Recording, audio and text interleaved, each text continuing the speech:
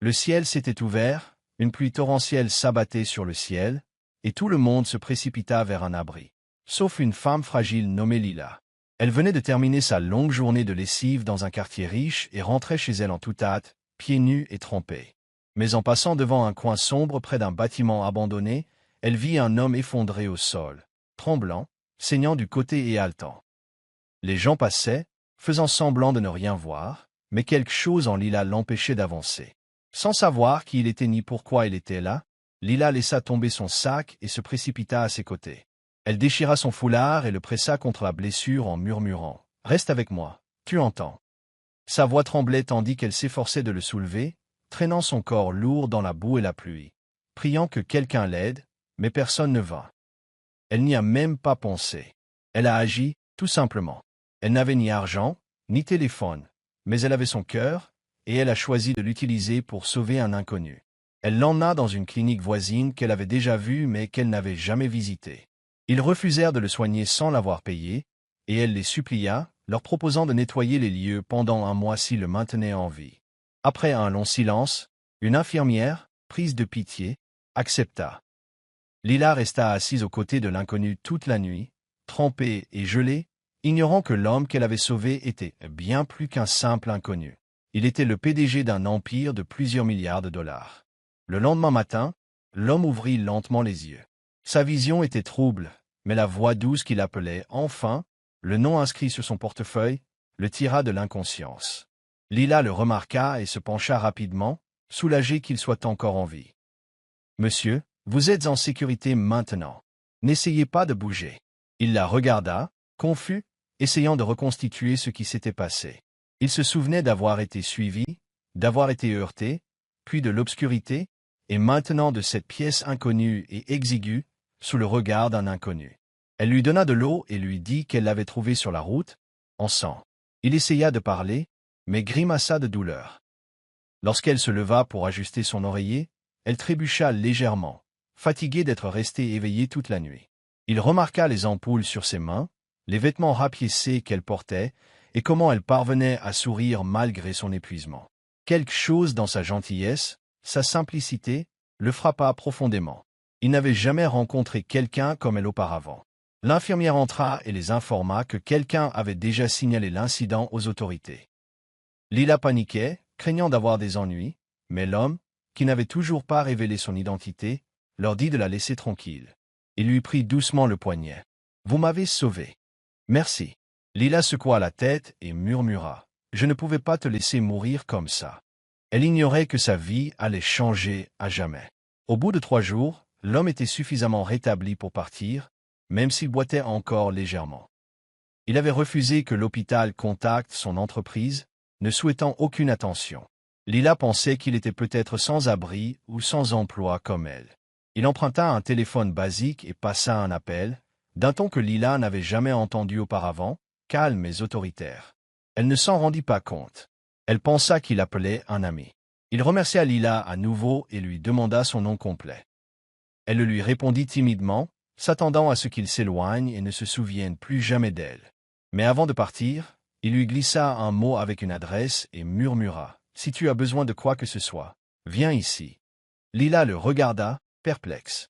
Elle ignorait totalement que c'était l'adresse de l'un des plus hauts immeubles de la ville, son quartier général. Elle hocha simplement la tête et glissa le papier dans sa poche. Lila retourna à sa vie difficile, mais quelque chose de cette rencontre résonnait dans son esprit. Pendant ce temps, l'homme, désormais dans son manoir, regardait par la fenêtre, pensant à la femme qui avait tout donné pour sauver un inconnu. Son équipe, paniquée, cherchait à savoir qui lui avait fait du mal, mais il leur ordonna de laisser tomber. Tout ce qui l'intéressait était de trouver un moyen de rembourser une femme qui n'avait rien, mais qui avait tout donné. 2 semaines passèrent, et la situation de Lila empira. Son propriétaire menaça de la mettre à la porte, et elle n'avait pas mangé un seul repas complet depuis des jours. Alors qu'elle nettoyait la salle de bain d'une autre femme riche, le papier avec l'adresse de l'homme glissa de sa poche. Elle le ramassa, le regarda et prit une décision. « Qu'est-ce que j'avais bien à perdre ?» murmura-t-elle en serrant son écharpe et en se mettant en route. Arrivée devant l'imposant bâtiment, elle faillit faire demi-tour. Elle se sentit perdue parmi les sols cirés, les portes vitrées et les costumes élégants. Mais la réceptionniste l'a accueillie avec surprise dès qu'elle prononça son nom. « Tu, es Lila? Attends ici », dit-elle en se levant si vite que Lila paniqua. Quelques instants plus tard, un homme en costume noir descendit et l'escorta au dernier étage, sans un mot. Le cœur de Lila battait la chamade lorsque l'ascenseur s'ouvrit sur un immense bureau baigné de soleil et d'un luxe qu'elle n'avait jamais imaginé. Assis à son bureau se trouvait le même homme qu'elle avait trouvé en train de saigner dans la rue, mais il portait désormais un costume impeccable et dégageait une aura de pouvoir. « Je t'ai dit de venir si tu avais besoin de quoi que ce soit, » dit-il doucement. « Aimerais-tu travailler ici, Lila ?» Elle resta bouche bée, mais aucun mot ne sortit. Tout ce qu'elle croyait savoir vola en éclats à cet instant. Le premier jour de Lila dans l'entreprise ressemblait à un rêve. On lui avait confié un poste modeste d'assistante au service courrier, mais pour elle, c'était tout. Pour la première fois, elle avait un uniforme, une pause déjeuner et une chaise à elle. Les autres employés ignoraient pourquoi le PDG la saluait par son nom ou lui souriait dès qu'il la voyait, mais les rumeurs commencèrent à circuler. Certains la prenaient pour une cousine. D'autres pensaient qu'elle lui avait sauvé la vie, mais personne ne connaissait la vérité. Elle travaillait avec un dévouement discret, ne demandant jamais de faveur, ne se donnant jamais l'air d'avoir droit à quelque chose. Mais sa présence commença à changer quelque chose dans le bâtiment. Le PDG, Adrian, commença à surveiller la salle du courrier plus souvent.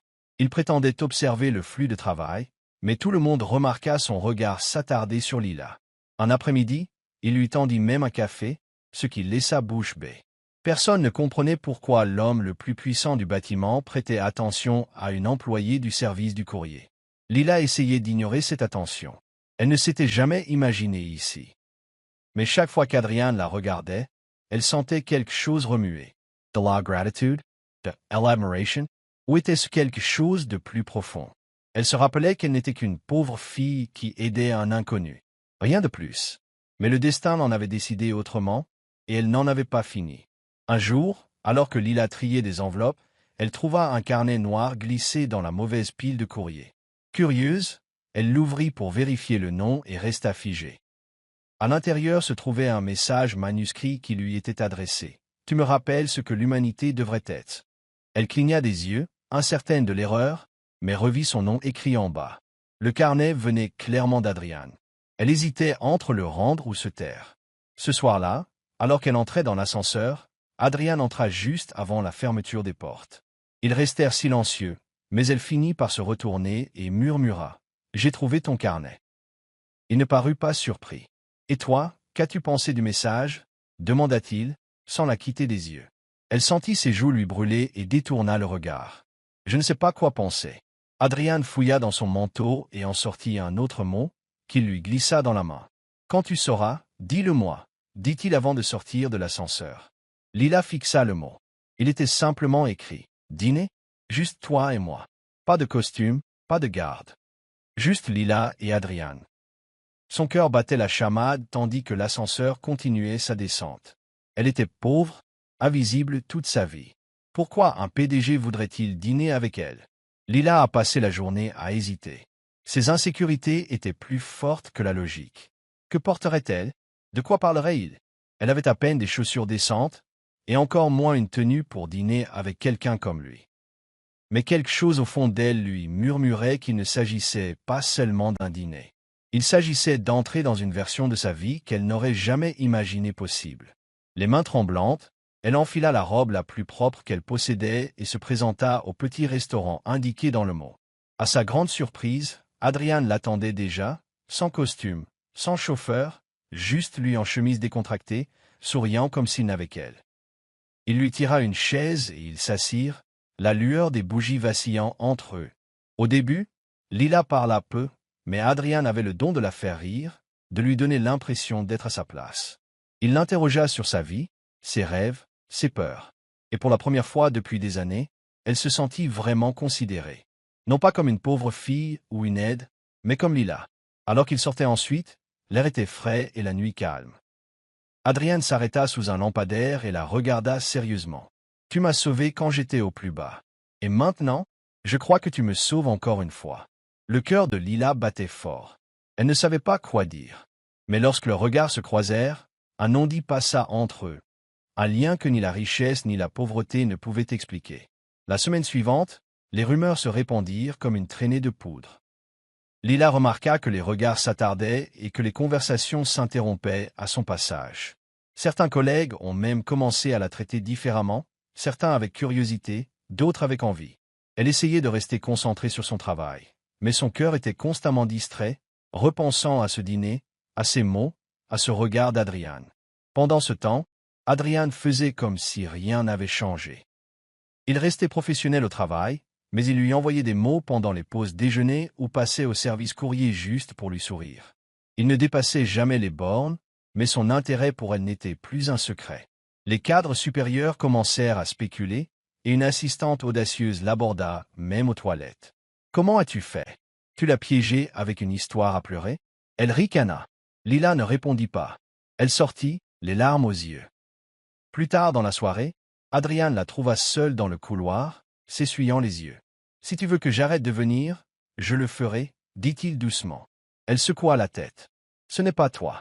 C'est tout le reste. » Il s'appuya contre le mur à côté d'elle et dit doucement. « Alors, arrêtons de faire semblant. Je me fiche de ce que les gens pensent. Je veux te connaître, Lila. Vous toutes. » Et pour la première fois, elle se laissa aller à croire que peut-être, juste peut-être, c'était réel. Un après-midi, alors que Lila livrait des documents, elle trouva Adrian en train de se disputer avec une femme séduisante dans son bureau. La voix de la femme était sèche et possessive. « Alors c'est pour ça que tu ne me rappelles pas ?» s'exclama-t-elle. « Une fille des bas-fonds ?» Adrian répondit calmement. « Tu n'as pas le droit de savoir avec qui je passe mon temps. » Mais Lila s'était déjà détournée, le cœur battant, se demandant si elle venait de se retrouver dans une situation injustifiée. Plus tard dans la soirée, Adrian est venu la chercher à l'arrêt de bus. « Ce n'est personne. Une ex qui n'arrive pas à tourner la page, a-t-il expliqué. Elle fait partie de mon ancienne vie, celle dont je ne veux plus. » Mais Lila ne parvenait pas à se défaire de l'impression d'être une remplaçante, une distraction momentanée. « Tu dis ça maintenant ?» dit-elle en baissant les yeux. « Mais que se passe-t-il quand des gens, comme elle vous rappellent, à qui vous appartenez vraiment ?» Adrian s'approcha. « Tu crois que j'appartiens à un monde où tout le monde fait semblant de sourire et vous poignarde dans le dos ?» Sa voix s'adoucit. « La seule chose réelle dans ma vie en ce moment, c'est toi. Ne la laisse pas me voler ça. » Il lui prit doucement la main. Et même si le doute persistait dans sa poitrine, elle ne se retira pas. Le lendemain matin, Lila arriva au travail et trouva une petite boîte sur son bureau. À l'intérieur se trouvait un collier délicat avec un simple mot, sans diamant. Juste un petit souvenir pour se rappeler qu'on compte. Elle haleta doucement, le glissant sous son col pour le cacher. Ce simple geste lui réchauffa la poitrine, lui insufflant des émotions qu'elle ne savait comment nommer. Personne ne lui avait jamais donné le sentiment d'être chérie auparavant. Mais le cadeau n'est pas passé inaperçu. Les rumeurs se sont intensifiées. Un collègue l'a même agressé, l'accusant d'avoir séduit le PDG pour obtenir des avantages. Ce soir-là, Lila rentra chez elle en se demandant tout. « Est-ce que ça en vaut la peine ?» se demanda-t-elle. Les regards, les ragots, les jugements. Elle observa son reflet, le collier luisant faiblement, et décida qu'elle avait besoin d'avoir une vraie conversation avec Adrian. Quand elle lui a finalement avoué combien tout cela l'affectait, il a hoché la tête solennellement. « Alors, laisse-moi arranger ça, » a-t-il dit. « Laisse-moi m'assurer que tu sois protégé, respecté, vu pour qui tu es, et non pour qui il pense que tu es. » Mais Lila secoua la tête. « Je ne veux pas de protection. Je veux juste de l'honnêteté. Ne me construisez pas de palais, je ne suis pas une reine. Je veux juste être Lila. » Et à ce moment-là, Adrian réalisa qu'il ne se contentait pas de l'admirer, il tombait profondément amoureux d'elle. Alors que le calme revenait, le passé de Lila s'est réveillé, littéralement.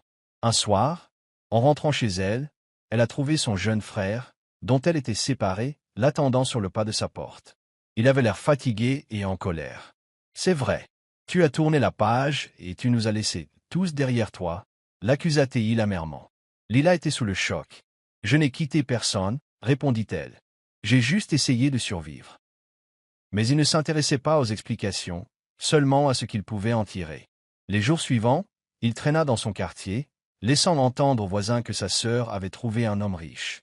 Son propriétaire ne tarda pas à l'apprendre et commença à augmenter le loyer. « Tu n'as plus de difficultés ?» dit-il avec un sourire. « Tu peux te permettre mieux maintenant. » Lila avait le cœur brisé. Le peu de paix qu'elle avait bâti était menacé par son propre sang et par ceux qui avaient autrefois compati à ses besoins. Adrienne la trouva assise dans l'escalier derrière son immeuble, serrant ses genoux. Elle lui raconta tout, la trahison, la pression, la douleur. Il resta silencieux un moment. Puis il dit, « Tu n'as pas à tout porter seul, Lila. Laisse-moi emporter une partie avec toi. » Mais elle leva les yeux et murmura, « Je ne veux pas être le fardeau de quelqu'un. » Adrienne s'agenouilla à côté d'elle. « Tu n'es pas un fardeau. Tu es la raison pour laquelle je souris chaque matin. » Malgré tout, le lien entre Lila et Adrienne continuait de grandir, discrètement mais profondément. Il l'invitait plus souvent à sortir, mais pas dans des restaurants chics. Il l'emmenait dans des endroits qu'elle aimait, des petits cafés, des librairies anciennes, des jardins où le silence était apaisant. Avec lui, elle n'avait pas besoin de faire semblant. Elle n'avait pas besoin d'impressionner. Elle devait juste être. Un soir, sous la douce lumière dorée d'une lampe de jardin, Adrienne tendit la main et écarta délicatement une mèche de cheveux de son visage. « Je pensais que le succès était une question d'argent, de pouvoir et de contrôle, dit-il. Mais rien de tout cela ne me fait ressentir cela. » Lila le regarda, perplexe. Comme quoi, il sourit doucement. Comme si j'étais enfin à la maison. Son cœur fit un bond. Elle avait construit tant de murs, mais il parvenait toujours à trouver les failles. Cette nuit-là, elle resta éveillée, les yeux rivés au plafond. Était-ce vraiment possible? Était-elle en train de tomber amoureuse d'un homme rencontré alors qu'il respirait à peine? Et surtout, était-il prudent de se laisser aller, sachant à quelle vitesse la vie pouvait basculer? Soudain, le supérieur de Lila la convoqua dans son bureau. « Félicitations, dit-il avec un sourire forcé. Tu as été promue assistante de direction. » Elle cligna des yeux, stupéfaite. C'était le genre de travail qu'elle n'aurait jamais rêvé d'obtenir. « Adrienne vous a recommandé, » ajouta-t-il, dissimulant à peine le ressentiment dans sa voix. Et soudain, elle comprit. Ce n'était pas une victoire, c'était un piège. Sa nouvelle position la mettait directement dans la ligne de mire. Tout le monde pensait qu'elle avait réussi grâce à l'amour, et non au mérite. Des tâches qui prenaient autrefois quelques heures s'éternisaient désormais jusque tard dans la nuit. Des documents étaient égarés par accident. Du café s'était renversé sur ses rapports. C'était du sabotage, c'était clair et net. Mais Lila refusait d'abandonner. Elle se souvenait des nuits sans dîner, des matins à marcher des kilomètres pour aller au travail. Ça, elle pouvait le gérer. Adrienne remarqua son stress et l'en expliqua. « Tu as l'air épuisé, dit-il. » Elle hocha la tête. « Moi, je le suis. Mais je ne le laisserai pas me briser. » Il admirait sa force, mais détestait que son amour pour elle lui fasse souffrir. « Alors laisse-moi arranger ça, insista-t-il. Mais Lila lui prit la main. « Non, si tu répares ça, ils ne s'arrêteront jamais. Je dois me débrouiller seule. » Adrienne la regarda, le cœur gonflé de fierté. Ce n'était pas seulement une femme à laquelle il tenait, c'était une femme qu'il respectait profondément. C'était un après-midi pluvieux lorsque Lila se retrouva coincée dans l'ascenseur avec l'un des membres les plus influents du conseil d'administration d'Adrienne, M. Kent. Cet homme la regardait toujours avec un étrange mélange de dédain et de curiosité. Maintenant, seule dans la boîte métallique, ses paroles devinrent venimeuses. « Les filles comme toi n'ont pas leur place dans les hautes sphères, » ricana-t-il. « Tu es un fantasme passé. Quand il aura fini de jouer, il te renverra à la rue. » Lila sentit ses mains trembler, mais elle tint bon. « Tu peux penser ce que tu veux. Mais j'ai mérité ce travail. » Il rit cruellement. « Tu n'as rien gagné. Tu is just eu de la chance. » Les portes s'ouvrirent enfin et elle se précipita dehors, le cœur battant, les joues rouges. Elle avait envie de crier, mais elle refusait de lui donner cette satisfaction. Adrienne la retrouva plus tard dans son bureau, la tête entre les mains. Quand elle lui raconta ce qui s'était passé, son expression changea. « Ça suffit, » dit-il sèchement. « J'ai essayé d'être patient, mais je ne permettrai plus à personne de te faire du mal. » Mais Lila l'a attrapé par le bras. « S'il vous plaît, ne le virez pas. C'est exactement ce qu'ils veulent, que je sois la cause du licenciement de quelqu'un. Je mènerai mes propres batailles. » Adrienne hocha la tête à contre-cœur. Mais dans son esprit, la tempête avait déjà commencé. Des rumeurs ont commencé à s'insinuer dans le cercle d'Adrienne. Les membres du conseil d'administration ont haussé les sourcils lors des réunions. De vieux amis ont posé des questions pointues lors d'événements sociaux. Tu risques vraiment tout pour une fille qui ne correspond pas à ton univers? Demanda l'un d'eux. Mais Adrienne ne broncha pas. Elle a sa place dans ma vie. Et c'est tout ce qui compte. Pourtant, la pression montait. Les investisseurs étaient de plus en plus inquiets, les employés de plus en plus inquiets. Même Lila remarqua qu'Adrienne devenait plus distante, non pas froide, mais lourde de quelque chose qu'il ne disait pas.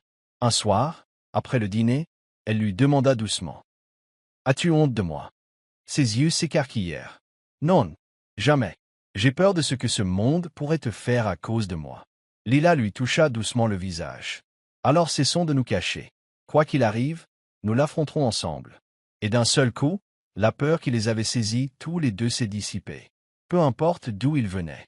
Ce qui comptait, c'était ce qu'ils construisaient. Quelque chose de concret. Une chose qu'aucun d'eux n'avait prévue dès leur première rencontre ce soir-là, pluvieux. La semaine suivante, une rumeur scandaleuse se répandit comme une traînée de poudre dans l'entreprise d'Adrienne. Un faux courriel fut divulgué, affirmant que Lila recevait des paiements d'Adrienne en échange de services. Les mots étaient grossiers, le ton cruel. Les employés chuchotaient, les réunions devenaient tendues et les clients commençaient à s'éloigner. Lila, figée dans son bureau, son téléphone vibrait sans cesse. Adrienne était furieuse. Il lança immédiatement une enquête interne, déterminé à retrouver le serpent. Mais le mal était déjà fait, du moins pour le cœur de Lila. Elle entra dans son bureau, le regard vitreux. « Regrettes-tu de m'avoir accueilli dans ton monde ?» demanda-t-elle doucement. Il leva les yeux, stupéfait. « Quoi? Jamais. » Elle déglutit difficilement. « Parce que parfois, ça m'arrive. » Ce soir-là, ils restèrent assis côte à côte, silencieux. Les mains de Lila tremblaient tandis qu'elle serrait une tasse de thé chaud. « Je n'ai rien demandé de tout ça, » murmura-t-elle. Adrienne posa une main sur la sienne. « Je sais, mais je préférerais traverser chaque tempête avec toi plutôt que de retourner à une vie sans toi. » Peu à peu, l'oppression dans sa poitrine commença à se relâcher, non pas parce que le monde devenait plus facile, mais parce qu'elle savait qu'elle n'y était pas seule.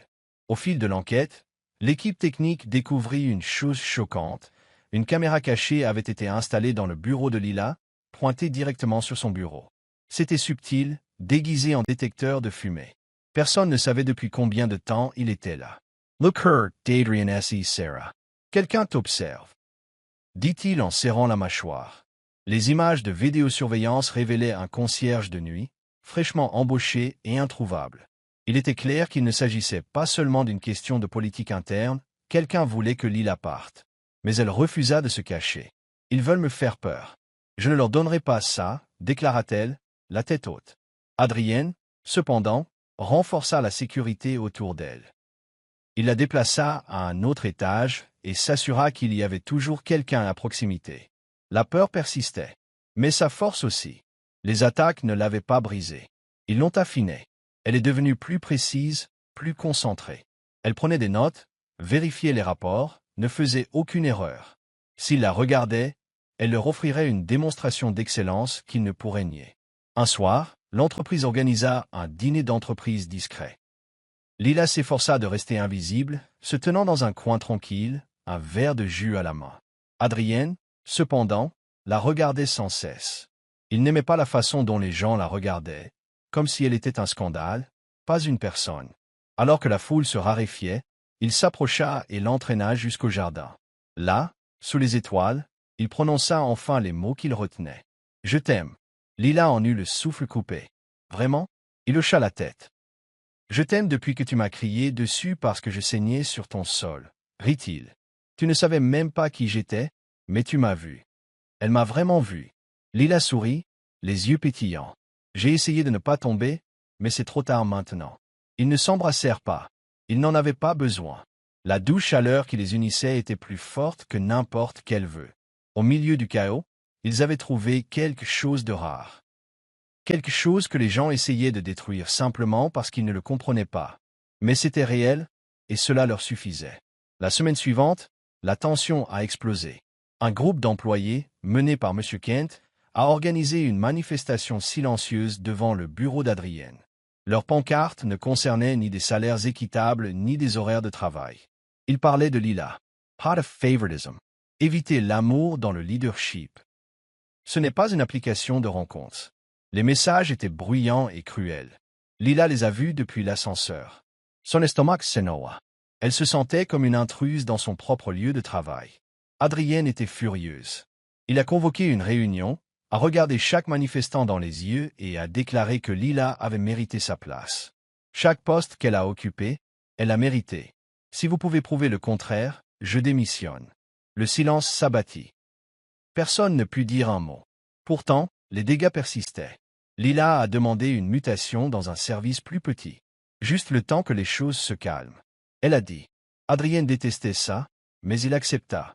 Elle avait besoin de paix, et il ferait tout pour la lui apporter, même si cela impliquait de la regarder quitter le bureau voisin du sien.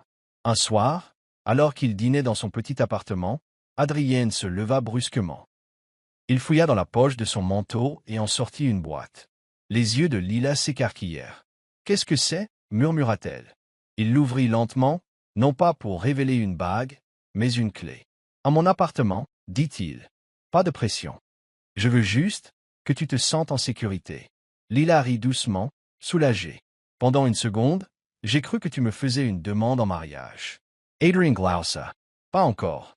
Je veux faire ça quand tu pourras sourire sans crainte. » Elle regarda la clé, le cœur rempli. « Je n'ai jamais vu personne penser à moi de cette façon, » répondit-il. « Alors habitue-toi. Je ne vais nulle part. » Elle a emménagé 2 semaines plus tard, non pas par envie de luxe, mais par envie de repos. L'appartement était magnifique, certes, mais le véritable luxe résidait dans la présence d'Adrienne, sa protection, sa confiance constante en elle, même lorsqu'elle n'y croyait pas elle-même. Un après-midi, une femme âgée entra dans l'immeuble et demanda à voir Lila. Ses vêtements étaient simples, son visage marqué par le temps. « Vous ne me connaissez pas, » dit-elle en voyant Lila apparaître, « mais j'ai travaillé pour la famille d'Adrienne. » Lila haussa un sourcil. « Que faites-vous ici ?» La femme hésita, puis lui tendit une enveloppe. « J'ai entendu quelque chose, il y a des années. Il y a quelque chose sur le passé d'Adrienne.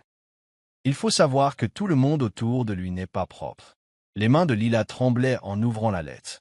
À l'intérieur se trouvaient des transcriptions, des conversations, des relevés bancaires, des dossiers qui indiquaient une trahison, des intentions cachées, et même un proche qui tentait de détruire Adrienne de l'intérieur.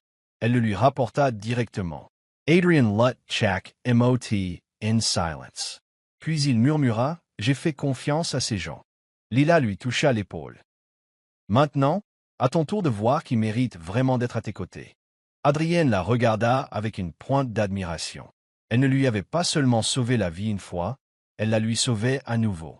Adrienne n'en croyait pas ses yeux lorsqu'il vit le nom au cœur de cette trahison, Daniel. Son ami le plus proche, celui qui l'avait soutenu après la mort de ses parents, celui qui avait prononcé le discours pour le 10e anniversaire de son entreprise. « Ce n'est pas possible, » marmonna Adrienne. Mais les preuves étaient là.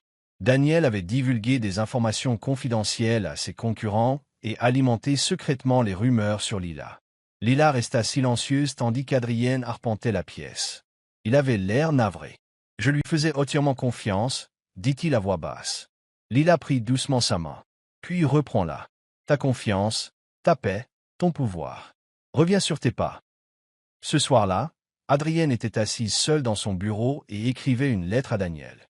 Elle n'était pas pleine de colère, mais calme, définitive et puissante. Il a conclu ainsi. « Tu as été mon frère, mais je ne saignerai plus pour toi. » Le lendemain matin, le bureau de Daniel était vide. Il avait disparu. Mais les blessures qu'il avait laissées derrière lui n'étaient pas faciles à effacer. Adrienne ne parlait pas beaucoup, mais Lila savait qu'il souffrait. Elle n'essaya pas de guérir. Elle restait simplement près d'elle, et parfois c'était plus apaisant que les mots. Un soir, alors que Lila réorganisait l'une des pièces de rangement d'Adrienne, elle tomba sur une carte magnétique simplement intitulée « Acte 503 ». Curieuse, elle l'interrogea à ce sujet. Adrienne hésita, puis soupira. « C'était là que j'allais quand j'avais l'impression que le monde était trop bruyant. » Personne ne le savait, même pas Daniel. Ils y sont allés ensemble le lendemain. L'appartement était vide, mais paisible. Les murs étaient au ton chaud, les fenêtres grandes ouvertes sur une vue imprenable sur les toits de la ville. C'était un morceau d'Adrienne qu'elle n'avait jamais vu, une version de lui qui existait hors des costumes et des salles de réunion. « Cet endroit est comme ton âme », murmura-t-elle. Immobile, silencieux et observant tout, il lui tendit la carte-clé. « Maintenant, elle est à nous. » Ils ont commencé à l'utiliser comme refuge, un endroit pour échapper à la pression, à la politique, aux rumeurs. C'est devenu le symbole de leur lien grandissant, un lieu où ils pouvaient simplement être. Et parfois, être suffisait. Tard un soir, Adrien reçut un appel qui le bouleversa profondément. Il venait d'un avocat à qui il n'avait pas parlé depuis des années. Son oncle, dont il était séparé, était décédé et avait laissé derrière lui une lettre scellée adressée à Adrien, qui ne fut ouverte qu'en présence d'un être cher à Adrien. Sans hésiter, il demanda à Lila de l'accompagner. La lettre était manuscrite et fragile, mais les mots étaient lourds de sens.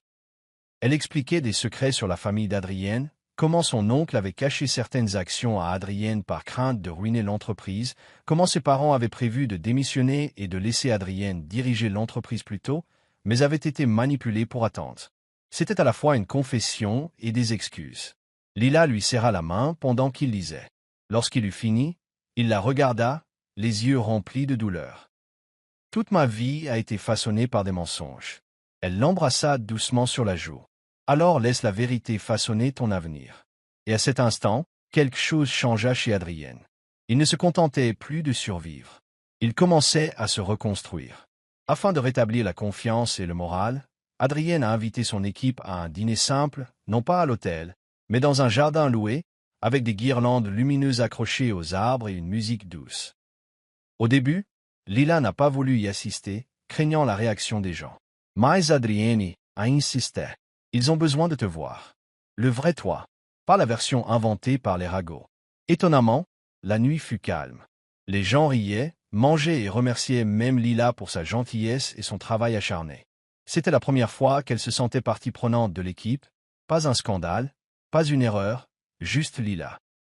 Adrien l'observait de l'autre côté de la pelouse, un doux sourire aux lèvres. « Tu as eu raison de te battre, » lui dit-elle plus tard. « Certaines choses en valent la peine. » Cette nuit-là, Adrien l'emmena dans l'appartement avec vue et la serra dans ses bras en silence. Le monde était toujours bruyant, mais leurs petits espaces de paix grandissaient. Et pour la première fois depuis des mois, le sommeil fut facile. Lila ne s'attendait pas à entendre quelque chose d'étrange en montant sur le toit prendre l'air. Mais ce qu'elle entendit lui retourna l'estomac. Un groupe de jeunes employés plaisantait, et l'un d'eux laissa échapper un mot. Dommage qu'Adrien ne sache pas que le stagiaire en finance est la marionnette de son cousin. Lila se ficha. Une autre trahison? Elle enregistra la conversation sur son téléphone et la montra à Adrien. Son expression se durcit. « Il ne s'arrête jamais, n'est-ce pas ?» murmura-t-il. Lila posa une main sur son épaule. « Mais nous, oui. Nous choisissons ce qui finit avec nous. » Adrien a demandé un audit discret de chaque service et a commencé à faire le ménage, sans dramatisation, mais avec une précision discrète. Il est devenu évident qu'un membre de sa famille élargie avait placé des individus dans son entreprise pour saboter son leadership. Mais Adrien était prête. Avec Lila à ses côtés, il ne se contentait plus de se défendre. Il récupérait tout ce qu'ils avaient tenté de lui prendre. En rangeant de vieux dossiers dans une armoire oubliée, Lila trouva une enveloppe non ouverte adressée à Adrien, datée de 5 ans. À l'intérieur se trouvait une lettre de sa mère, un mot d'anniversaire jamais livré. Elle y décrivait le genre de femme qu'elle espérait qu'Adrien épouserait un jour, gentille, forte et courageuse. Lila le lui lut à voix haute, assis dans le salon. Lorsqu'elle atteindra la dernière ligne, elle sera ta lumière, même quand tu te sentiras plongé dans le noir. Les yeux d'Adrien étaient embués. Elle te décrivait, murmura-t-il. Lila cligna rapidement des yeux, soutenant son regard. Alors peut-être étais-je destiné à te trouver. Cette lettre est devenue leur petit trésor. Ils l'ont encadrée, non pas parce qu'elle recelait des secrets, mais parce qu'elle leur rappelait que certaines choses sont écrites bien avant qu'on les comprenne. Amour, le destin, la guérison, tout cela les attendait. Un jour, Adrien fit semblant d'être absente et demanda à Lila de diriger une réunion d'urgence. Ce n'était pas n'importe quelle réunion, il s'agissait d'une présentation d'envergure à un nouvel investisseur. Lila hésita, mais finit par accepter. Elle entra dans la salle, la tête froide, et exposa une stratégie brillante qui laissa tout le monde bouche bée. Après la réunion, Adrien intervint et révéla la vérité. Je voulais voir comment il me traiterait s'il pensait que je ne les regardais pas. Certains l'avaient soutenue. D'autres s'étaient moqués d'elle dans son dos. Ils notaient chaque mot. Le leadership ne se résume pas à des idées. Il s'agit de savoir comment traiter les autres quand personne ne regarde. Lila sourit. Alors je suppose que j'ai réussi. Il m'a souri en retour. Avec brio. Ce jour-là, sa confiance en elle grandit, non seulement dans la salle de réunion, mais aussi en elle-même. Pour une fois, elle ne se sentait pas comme la pauvre dame qui aide un mourant. Elle se sentait comme une reine qui a aidé à reconstruire son royaume. Par une nuit paisible, Adrienne emmena Lila sur le toit de l'immeuble. Le ciel était clair, les étoiles scintillaient au-dessus d'elle. « Je ne veux pas faire une grande demande, dit-il. Je veux juste dire quelque chose de vrai. » Il sortit une simple bague, sans diamant, juste un anneau en argent. « Resteras-tu? À travers le bruit, les tempêtes, la guérison, resteras-tu avec moi ?» Lila regarda la bague, puis lui. « Tu connais déjà la réponse, dit-elle en souriant à travers ses larmes. Je suis resté quand tu étais brisé. Je resterai quand tu te relèveras. » Il glissa la bague à son doigt et la serra contre lui. Il n'y eut ni feu d'artifice ni acclamation. Juste deux personnes qui se choisissent, encore et encore. Dans ce moment de silence, ils savaient tous deux que c'était leur vie pour toujours, non pas parce que c'était parfait, mais parce que c'était honnête, mérité et magnifiquement imparfait. Les mois passèrent. L'entreprise s'est stabilisée. Le bruit s'est estompé. Adrienne et Lila ont emménagé dans une maison confortable donnant sur un petit lac. Chaque soir, ils s'asseyaient au bord de l'eau et regardaient le coucher du soleil, se remémorant le chemin parcouru.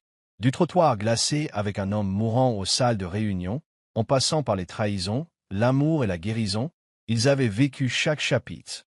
Un matin, Lila s'est levée tôt et a écrit un mot. « J'ai aidé un homme une fois, sans savoir qu'il changerait ma vie. Il s'avère que j'ai changé le sien aussi. » Elle a laissé sur son oreiller et est allée préparer le petit déjeuner. Adrienne l'a trouvé, l'a lu et a souri. Il entra dans la cuisine, la prit dans ses bras et murmura. « Tu n'as pas seulement changé ma vie, tu l'as transformée. » Et ainsi, leur histoire, commencée par un simple acte de gentillesse, devint une vie d'amour. Pas de fondation, pas de presse. Juste deux âmes qui ont trouvé tout l'une dans l'autre.